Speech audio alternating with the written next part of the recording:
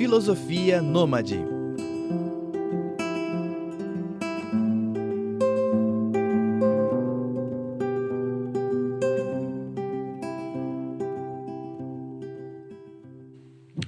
Oi, gente, tudo bom? Tá começando mais um episódio do Filosofia Nômade, o videocast que é produzido aqui nos estúdios de rádio e TV da FAPCOM, a Faculdade Paulos de Comunicação. Eu sou o Fábio, sou professor e coordenador do curso de Relações Públicas aqui na faculdade. Como vocês sabem, nessa temporada a gente está falando, discutindo, refletindo sobre assuntos, questões que estão colocadas aí no debate público e que de alguma forma também dialogam com o universo da comunicação, das relações públicas e tudo mais, né? Hoje, para ajudar a gente a refletir, para bater um papo aqui com a gente sobre essas questões, a gente recebe minha colega, egressa aqui da FAPCOM também, Relações Públicas, e hoje professora e pesquisadora, Thaís Oliveira. Obrigado, Thaís. Eu que agradeço o convite, é um prazer imenso, sempre voltar aqui em casa. FAPCOM está aí na minha história de trajetória de comunicação.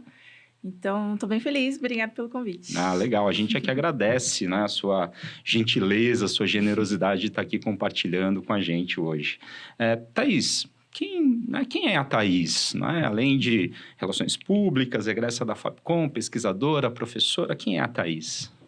Bom, eu sou Thaís Oliveira, tenho 33 anos, sou de Guarulhos, sou de Aquário, sou palmeirense também. Me formei aqui na FAPCOM, Relações Públicas, fiquei aqui entre 2008 e 2011, então cheguei bem jovem aqui, cheguei 18, me formei com 21. Depois de um período aí fui para a área acadêmica, então fiz mestrado em Ciências Humanas e Sociais. Hoje estou no doutorado também, na mesma área, lá na UFABC, Universidade Federal do ABC. E eu pesquiso tecnologia e sociedade, pensando em algumas intersecções de raça, gênero, tecnologia antirracista. No mestrado pesquisei afroempreendedorismo a partir da internet. Legal. E também hoje eu estou como fundadora e diretora executiva do Instituto Suma Uma, que é uma organização que atua para o desenvolvimento de carreiras acadêmicas de pessoas negras, indígenas e periféricas. Que potente isso. Fala um pouco mais sobre o Instituto para a gente, então, né? De onde veio essa inspiração? Imagino que da trajetória, né? Mas como que foi essa articulação? Quando que o Instituto surgiu? Né? O que vocês vêm fazendo aí concretamente? O trabalho de vocês? Conta um pouquinho para a gente. Legal. Bom, eu não sei se aqui ainda é assim, mas na época que eu estive aqui na FAPCOM, existiu um estímulo muito grande para seguir carreira acadêmica, produção de artigos, né? Cheguei a fazer iniciação científica, não consegui concluir, mas eu iniciei. Então, eu já tinha em mente essa possibilidade de carreira acadêmica. Então, me formei em 2011, aí fui experimentar o mercado, que é uma outra coisa que eu aprendi aqui. Vai experimentar, vai descobrir o que você não gosta primeiro, para depois continuar estudando ou seguir no campo que você realmente gosta, né? As dicas dos professores daqui. Então, eu passei 5 anos experimentando o mercado, passei por agência, setor público, setor privado, continuei com projetos. Aqui na FAPCOM, eu iniciei junto com o colega Diego Galofeiro um blog chamado Versátil RP. Por muito tempo foi um blog muito potente, ainda era das relações públicas. A gente criou ainda estudante, mas a gente conseguiu se conectar com muita gente, desenvolver muitos projetos e tudo mais. O blog durou 10 anos. Então, também foi uma ferramenta de experimentação do mercado e essa aproximação com professores de outras universidades também. Então, a gente conhece professores aí do Brasil todo. Que legal. Por conta do Versátil, isso foi muito legal. Então, depois dessa fase de experimentar o mercado, eu fiquei, eu acho que eu quero fazer mestrado, eu quero ir para a carreira acadêmica de fato. Fui pesquisar as diferenças, né? O que é especialização, o que é MBA, o que é Street Sense, o que é Lato Sense, assim por diante. E aí eu entendi que eu queria fazer carreira acadêmica, seguir carreira acadêmica, e fui pesquisar sobre mestrado. O processo seletivo é bastante diferente de um pré-vestibular, né? Tem outras demandas, outras exigências, é preciso escrever o projeto e tudo mais, e eu não tinha noção disso. Eu fui pesquisando, entendendo, etc. E aí, quando eu passei na Federal do ABC, alguns amigos me pediram dicas. como é que é? Eu tenho dúvidas, queria entender melhor e tudo mais.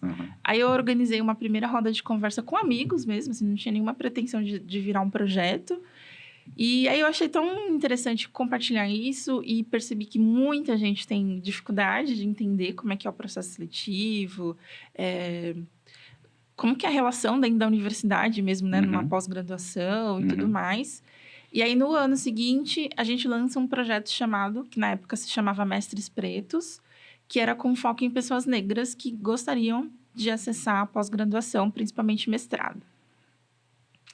2018, isso. Aí a gente fez essa edição 2018, 2019... Aí veio a pandemia, a gente ficou num hiato para tentar entender o que ia acontecer com o mundo. A gente não fez. Todo mundo, né? Sim, a gente não fez.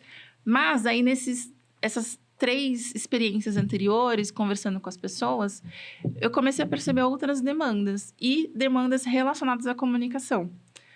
Como é que eu posso melhorar minha carreira? Como é que eu falo em ambiente acadêmico? Como é que eu participo de congressos? Como é que eu me conecto com pessoas? E tudo isso tem a ver com comunicação, com relações públicas, pois né?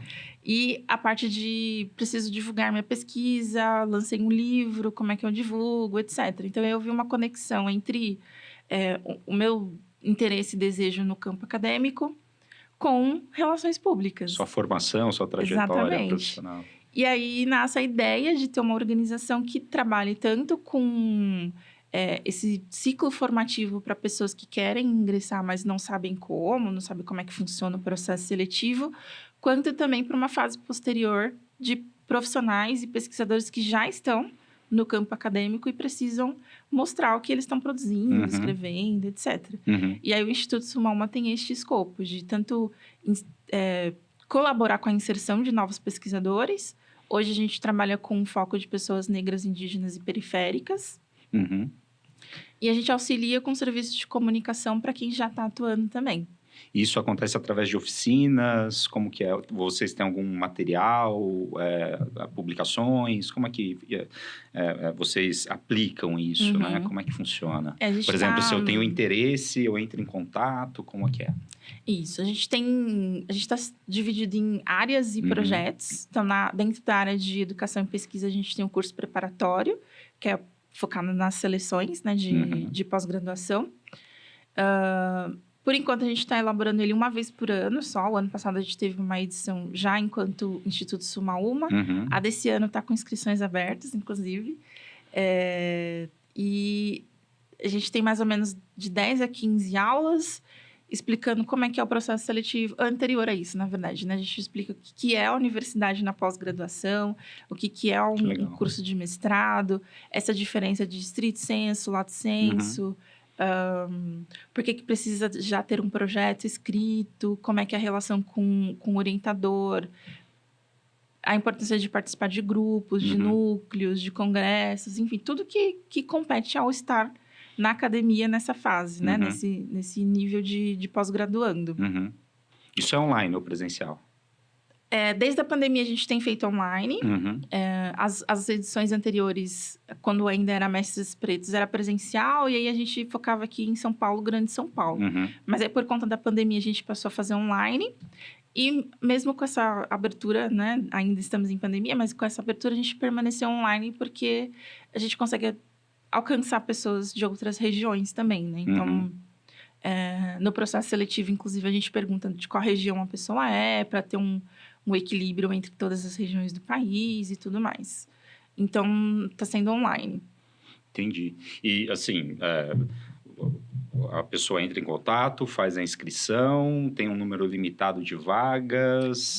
Tem né? Explica um pouquinho, porque de repente tem um monte de gente ouvindo a gente, né? Ouvindo e assistindo, tem interesse, né? Para entender. Entra lá no site que é sumauma.org. Sumauma.org, que a gente vai encontrar também nas mídias sociais isso. Instagram. A mesma arroba, Sumauma. Sumauma.org ou Sumauma_org. Mas se eu quiser acompanhar, a gente consegue acompanhar pelas mídias sociais também, os prazos, o que está acontecendo. Exatamente. E tudo mais. A gente trabalhou com turmas pequenas, porque o que a gente percebeu nesses 4 anos, né, trabalhando com esse projeto. A parte técnica, como desenvolver um projeto, como escrever, como se preparar para a prova dissertativa, tudo isso é algo muito simples de aprender. É técnico, é processo, é coisas que não mudam. Sim. Mas, principalmente falando de pessoas negras, indígenas e periféricas, o famoso sabotador, né? A síndrome do sabotador. Do impostor, né? Do impostor, isso. É muito maior do que o aprendizado de aspectos técnicos, né? Então, eu estava hoje conversando com uma pessoa que pretende fazer o curso esse ano, que ela comentou, eu conheci uma pessoa com a mesma idade, 30 anos, que está indo fazer um curso fora do país e eu estou me sentindo muito atrasada. Eu falei, gente, não dá para ficar comparando a nossa trajetória com a trajetória de outra pessoa e também levando em conta aspectos sociais, porque essa pessoa que ela se comparou era uma pessoa branca e ela era uma mulher negra. Então, olha, todo mundo parte de lugares diferentes, né? Não dá para ter essa comparação. Mas essa nossa trajetória, né, da onde a gente veio, aonde a gente estudou, o tempo que a gente teve para estudar, muita gente tem que trabalhar e estudar ao mesmo tempo, né? Isso tudo faz com que a gente tenha disparidades nesta competição. Porque, querendo ou não, o processo seletivo é uma competição. Sim. É um ponto bastante problemático e acho que a presença de pessoas negras, periféricas, indígenas, pessoas LGBT, etc., dentro da universidade para conseguir pautar o quanto isso é problemático é muito importante também. Sim. Porque a gente consiga mudar tanto o vestibular, que também é um processo, é uma competição bastante excludente, quanto para outros níveis de seleção. E outro ponto que a gente foca bastante em universidade pública, né? A seleção da universidade pública. Quem quer passar numa privada, a gente aceita também, né? A gente recepciona e explica do mesmo modo, mas o nosso foco é a universidade pública justamente por isso, porque é pública, é nossa. Então, mesmo que exista esse processo que é bastante excludente, e a gente não consegue alterar isso, né? De fora para dentro, enfim, enquanto cidadãos comuns, é necessário uma participação política, enfim. Mas a gente consegue hackear, né? O famoso hackear o sistema. A gente consegue... Olha, é assim que funciona este processo seletivo. Sim. Então, a gente vai tentando diminuir as barreiras do acesso a esse nível de educação. E isso para lidar com uma questão extremamente problemática, né? Em todo tipo de organização, e na academia isso também é bastante evidente, que é a questão, né, de você ter esses corpos, essas pessoas dentro desses espaços, não é? A questão da chamada diversidade, né, dentro dessas instituições, dentro dessas organizações, né? Como que você vê essa questão, né? O que a gente andou adiante, o que a gente regrediu, não é? Como que você enxerga isso a partir, né, do seu lugar dentro da universidadade? Sim. Inclusive, no ano passado, a lei sobre cotas que são majoritariamente sociais, e aí tem uma outra cota que é para cotas raciais, completou 10 anos no ano passado. A gente tem um podcast também sobre isso, um podcast de 5 episódios, chamado Série 10 Anos Depois, onde a gente entrevistou 5 professores, pesquisadores e especialistas que discutiram, né, os resultados e o que é necessário mudar ainda em relação a essa lei. E anteriormente a essa lei, já existe também aplicações de ação afirmativa nas universidades 10 anos antes dessa lei. Então, a gente tem 20 anos de experiência falando de universidade. E a diferença é extremamente impactante, né? De fato, um corpo discente muito mais plural dentro da universidade, um corpo discente, principalmente os mais jovens, que tem uma carga de experiência, de vivência, de conhecimento, conhecimento científico, de teoria, de autor, de pesquisa, fora da universidade, então já chega conseguindo dialogar olho no olho com professores, com outros agentes dentro da universidade, isso é muito importante. O conhecimento não institucionalizado também é conhecimento, isso precisa ser valorizado. Então, a presença desses corpos dentro da universidade representa um Brasil que é plural, né? É um Brasil que é muito, muito, muito, muito diverso. Então, o nosso esquema de universidade é um esquema bastante eurocêntrico. Então, desde de estrutura, da disciplina, né? Esse termo bastante problemático também. Referências europeias e assim por diante. Então, esses 20 anos de experiência conseguiu mover algumas estruturas e democratizar, em certa medida, o acesso à educação, que é um direito, no espaço público também, que é o nosso espaço público, e outras políticas de educação que também foram muito importantes. Eu fui para a Unista, por exemplo, aqui na Fapcom. Tive bolsa de 100% durante todo o período. E é isso, quando a gente tem uma oportunidade, a gente se agarra nela e faz valer a pena. E para mim foi extremamente importante conseguir uma bolsa de 100% para estudar aqui. Eu sou de Guarulhos, sou do fundão de Guarulhos, então para chegar aqui já era um valor muito alto, né? Ônibus, metrô e tudo mais. Então essa bolsa de 100% para mim foi essencial para eu conseguir seguir estudando. A diferença do afroempreendedorismo para o empreendedorismo chamado tradicional, né? Quais são essas diferenças? Tem bastante. Acho que o principal aspecto é a questão de que o afroempreendedorismo tem algum apelo social. Não todos, obviamente, acho que isso nem é uma obrigação também. Mas, de modo geral, a maioria tem algum apelo social. Do tipo, ou de só contratar pessoas negras, né, dentro da sua organização, da sua empresa, oferecer serviço para pessoas negras e também ter um trato um pouco mais cuidadoso de ensinar, explicar e tudo mais, né? O afroempreendedorismo, em grande maioria também, ele acontece porque profissionais não conseguiram adentrar o mercado tradicional, o mercado de trabalho tradicional, por conta do racismo. Né? Isso. Então, empreender acaba se tornando uma necessidade. Um outro aspecto que apareceu muito forte na pesquisa é que grande parte dos afroempreendedores que responderam ao formulário são frutos de políticas públicas de educação. Então, ProUni, Cota, FIES, entre outros. São pessoas já com graduação e tendo essa especialização, organizam, né? Estabelecem uma organização para trabalhar com aquilo que estudaram. Então, essa é uma outra característica bem interessante. Isso. Muito legal. E agora no doutorado? E aí, no doutorado, eu estou estudando tecnologia antirracista. Então, nesse período pandêmico que a gente passou de milhões de lives e conversas e bate-papos por meio de plataformas de áudio e vídeo, então YouTube, podcasts, entre outras, ocorreram muitas lives sobre tecnologia com recorte racial. Então, a proposta da minha tese é mapear esse material e categorizar para tentar entender quais são as características de uma tecnologia antirracista? De que forma a gente consegue modificar a tecnologia para que ela seja antirracista, né? Que hoje a gente tem um debate muito gigante hoje em relação ao reconhecimento facial, ao uso de vigilância por meio da polícia, enfim. E que isso afeta populações racializadas, principalmente pessoas negras, periféricas e tudo mais. E aí, a chave de análise vai ser o aspecto da oralidade. Porque eu não estou analisando o discurso textual, por exemplo, artigos, que precisam cumprir essa estrutura rígida, né?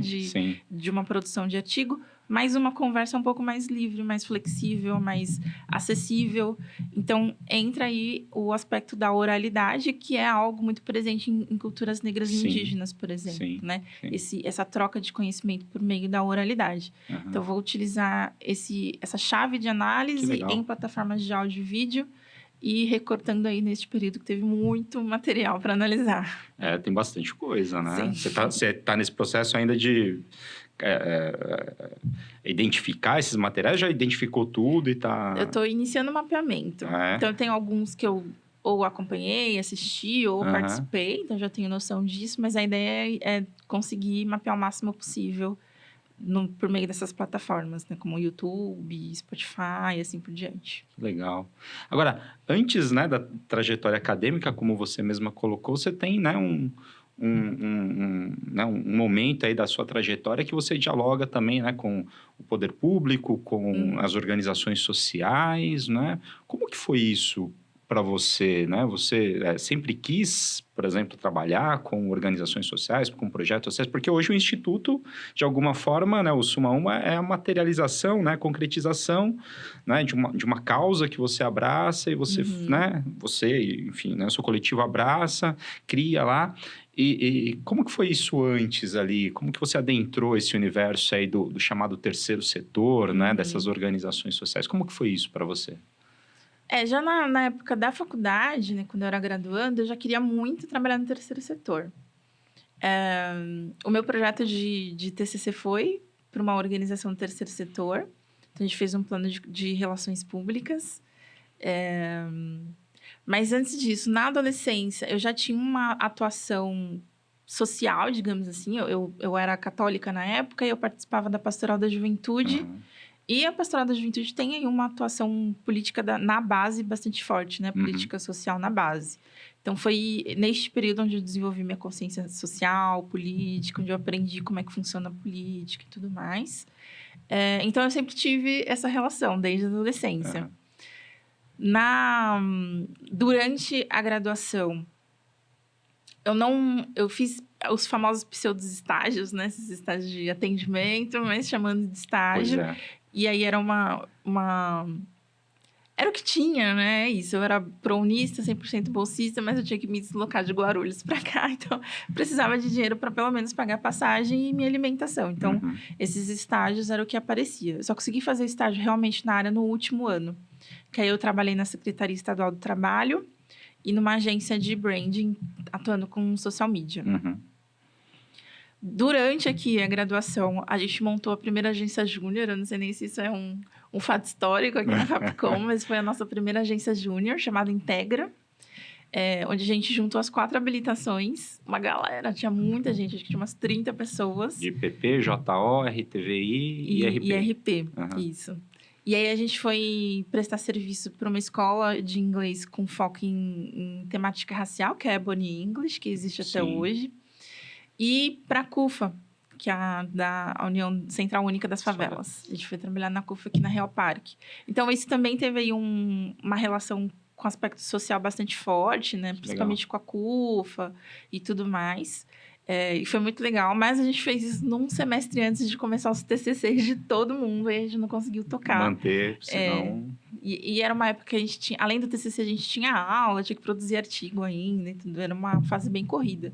Então, a gente não conseguiu continuar com a agência júnior, mas foi muito legal, foi muito divertido. Foi uma experiência muito legal de elaborar tudo que a gente tinha aprendido nas aulas, né? Até então, a gente colocou em prática organizando essa agência. Foi muito legal. Isso foi uma iniciativa de vocês. Vocês se juntaram, vamos fazer, bora. E... exatamente. Eu sei que hoje tem bastante atividade aqui na Fapcom, mas na nossa época não tinha muito. Então, muitas coisas tinham que partir dos alunos. Era o comecinho lá também, né? Isso, era muito. Eu acho que a gente foi a 3ª ou 4ª turma, assim, da Fapcom. Então, partiu da nossa iniciativa. Foi muito massa. Aí, quando eu saí, eu não... É isso também. Eu tinha medo de sair, de me formar e não conseguir trabalhar na área. E aí, o que aparecia, eu ia me envolvendo. E aí, teve um período que eu fui para Barretos, interior de São Paulo, trabalhar lá. Fiquei uns 2 meses. Voltei. E aí, quando eu volto, eu inicio uma caminhada de trabalho em agências. Uma foi com produção de conteúdo para comunicação corporativa interna, então jornalzinho interno e tudo mais.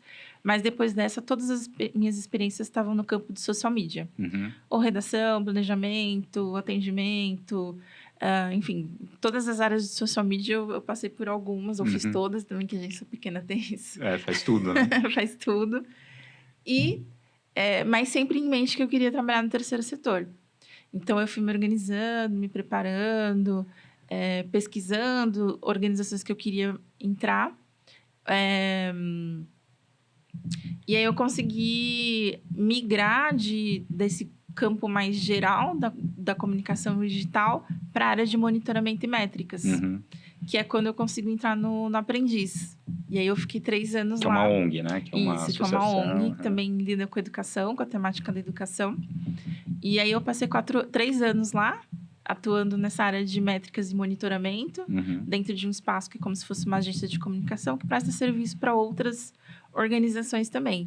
E aí é o período que eu mais tenho essa aproximação no dia a dia mesmo, né? Com o terceiro setor. E lá você lidou com outras organizações sociais também, né? Sim. Porque essa ideia de prestar serviços era serviço para outras organizações sociais. A gente atendia a Fundação Telefônica Vivo e um projeto chamado Chega de Trabalho Infantil.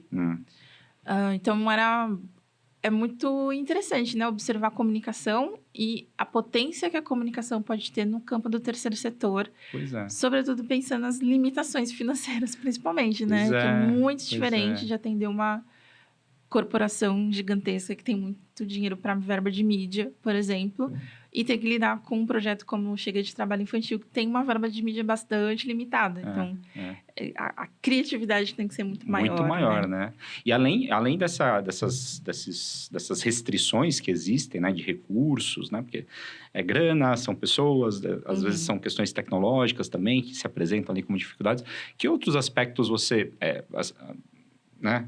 você identifica assim como aspectos que são diferentes, né?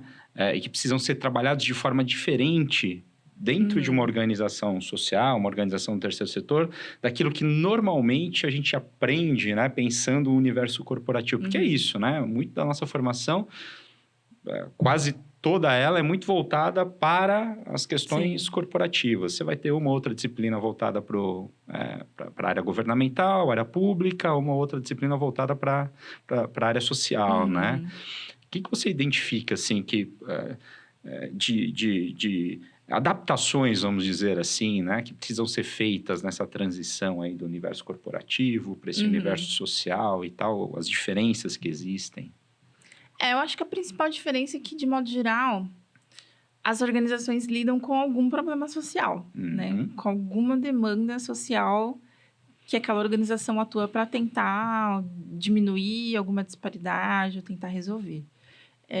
Então, acho que o principal desafio é engajar as pessoas nessa temática, que também envolve aí aspectos sociais e políticos. Então, a gente está aí nessa fase difícil das pessoas não se interessarem por política, mas tudo é política, né? Tudo na sociedade é política. Todas as nossas ações são políticas. Então, talvez tornar este discurso mais palpável, mais simples de entender, ou mais divertido, mais acessível de algum modo. Eu acho que esses são os principais desafios. Agora, tecnicamente, eu acho que a gente utiliza as mesmas ferramentas e a gente não pode ter medo, né, de usar essas ferramentas, nem vergonha de usar essas ferramentas. Eu não quero fazer mídia porque eu vou estar colaborando com uma big corporação, Facebook, etc. Mas a gente precisa comunicar. Então, a gente precisa entender como é que todas essas ferramentas funcionam, são utilizadas, de que modo a gente otimiza. Algumas plataformas têm, por exemplo, serviços específicos para o terceiro setor, para organizações do terceiro setor, isso é muito importante. As próprias possibilidades do campo das relações públicas, por exemplo, que é formar redes, construir redes, se conectar com pessoas, conhecer pessoas, promover eventos. Eu acho que isso tudo é muito positivo no terceiro setor. E a gente precisa usar muito, muito, muito para ter os resultados e os benefícios disso, né? Então, inclusive recursos, né? Inclusive recursos, exatamente. Para se conectar com pessoas que têm recursos. Isso é muito importante. Então, assim, e um ponto que eu acho que é um pouco de dificuldade para organizações do terceiro setor, principalmente porque essas organizações não têm o dinheiro que grandes corporações têm, é negligenciar a comunicação. Muitas organizações negligenciam a comunicação. Mas como é que a sociedade vai saber o que você faz? Como é que você vai captar outros recursos? Como é que você vai conectar com outras organizações e pessoas que têm a mesma essência, ali, a mesma pauta, se a gente não comunica? Então, é extremamente importante. Tanto que no Instituto Suma Uma, a gente ainda está ali tentando estabelecer um equilíbrio financeiro. Mas desde o início, para mim, a comunicação é extremamente importante.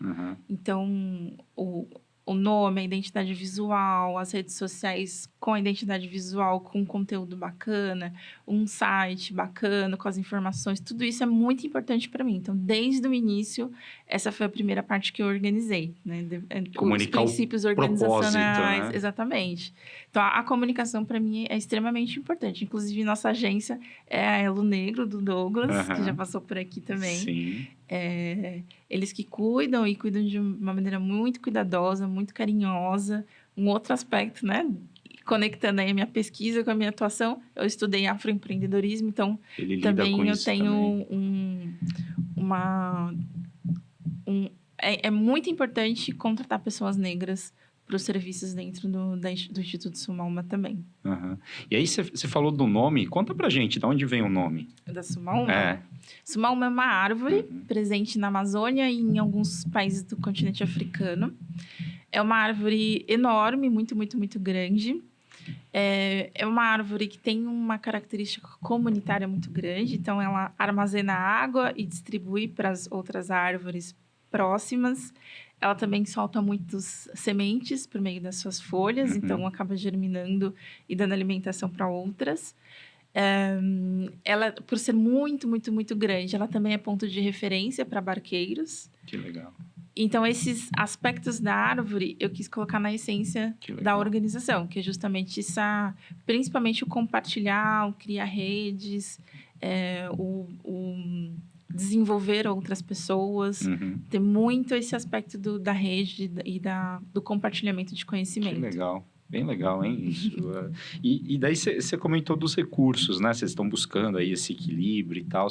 Como que é isso? Onde vocês vão buscar esses recursos? De onde vêm esses recursos, não é? Como que é esse processo? Para este propósito específico, é fácil encontrar recursos? É fácil encontrar empresas que estejam, por exemplo, abertas a essas parcerias? Porque hoje a gente ouve muito, né, dentro dessa questão da agenda ESG e tal, as empresas trazendo isso para o debate, né? Parece que existe uma movimentação nesse sentido. Como é que você percebe isso e, né, de onde vêm os recursos? Tem esse diálogo com esse universo corporativo, enfim? Sim, sim.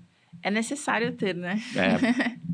O ano passado a gente conseguiu 2 editais, um da Fundação Tite Setúbal, do Elas Periféricas, então tem um recorte de gênero e território aí bem interessante, e o do Instituto Serra Pilheira, que é focado em comunicação científica, onde a gente conseguiu produzir o podcast. E a forma de captar recursos é ficar de olho em editais, então tem muitos editais possíveis, então... E cada edital vai ter sua exigência, seu escopo, sua estrutura, os aspectos jurídicos também.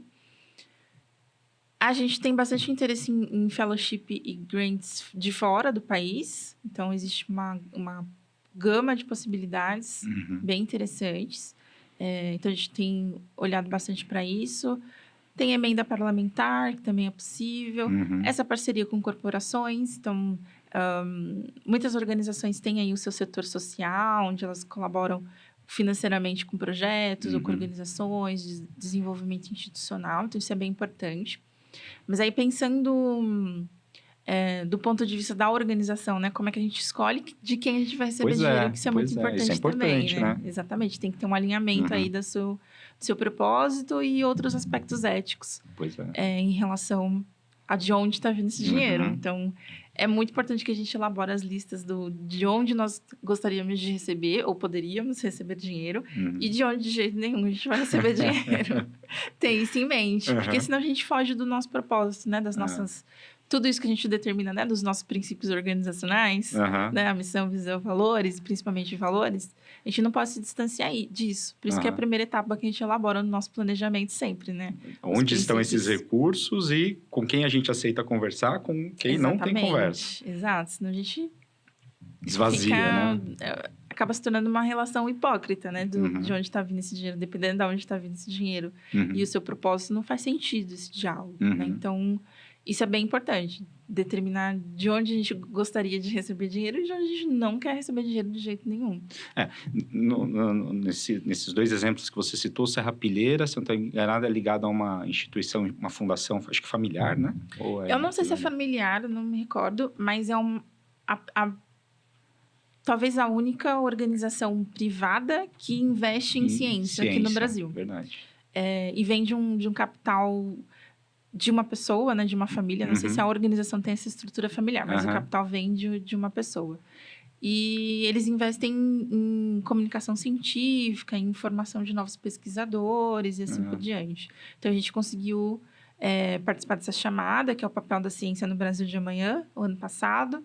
A gente conseguiu elaborar esse episódio de 5 episódios, esse podcast de 5 episódios com essa verba. E a Fundação Tid Setúbal também, né? É familiar lá, família e tal, e tudo mais, e voltada para a educação, não é isso? Isso, a Tid Setúbal tem esse aspecto mais educacional.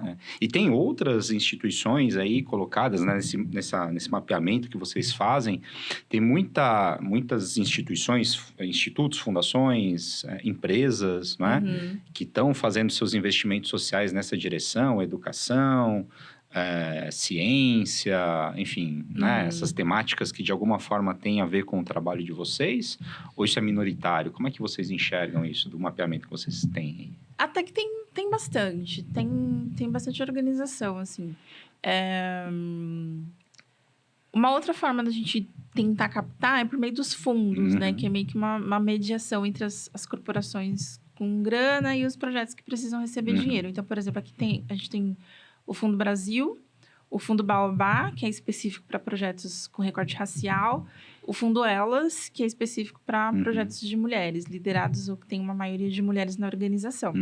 Então, esses 3 fundos captam de outras organizações, né, de outras corporações, e distribuem aí com chamadas específicas, né? Então, é uma forma de não ir diretamente na corporação, mas ter esse meio de campo aí, fazendo essa ponte entre os projetos, as organizações do terceiro setor e as corporações. Isso lá no Sumaoma, quem faz esse mapeamento, essa identificação é você? Ou tem outras pessoas ali que colaboram? A gente tem o apoio do Instituto Diversidades, do Ivan Gomes. Ivan Gomes também em Relações Públicas. E a gente se conhece desde a época que a gente fazia estágio na Secretaria do Trabalho, em 2011 também. Legal. Então, a gente se conhece desde essa época. E o Ivan, ele é especialista em captação.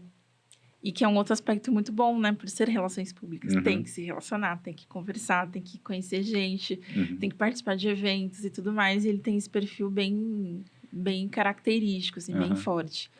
E aí, a gente trabalha nessa parceria. Eles ajudaram a gente a fazer a parte da formalização. Então, agora estamos formalizados, temos CNPJ. E foi com muito apoio do Instituto de Diversidades também. Mas eu também faço escrevo projeto. Agora eu tô nesse movimento de tentar fellowship fora do país, então tem que tirar o inglês, tirar o pó do inglês ali. Pois é, tirar o inglês do armário e vamos usar aqui. Exatamente. E escrever os projetos em inglês para tentar fellowship. Caramba. E, né, isso tudo dá um trabalhão. E hoje lá, né, você apenas ou tem outras pessoas ali, voluntárias, contratadas, que colaboram? Na estrutura tem a nossa agência de comunicação, que é a Elo Negro.